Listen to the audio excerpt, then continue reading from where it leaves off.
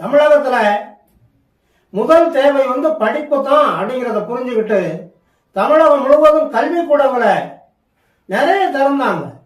பாருங்க, காய்ச்ச மரம் கல்லடிபடுங்கிறது மாதிரி பெருந்தலைவர் காமராஜருடைய ஆட்சியில அந்த தமிழகத்தினுடைய முன்னேற்றத்தை பார்த்து பொறுக்க முடியாம அண்ணாவும் கலைஞரும் பெருந்தலைவர் காமராஜர் கையிலிருந்து அந்த ஆட்சியை பறிக்கணுங்கிறதுக்காக என்னென்ன வியூகங்களை வகுத்தாங்கிறீங்க.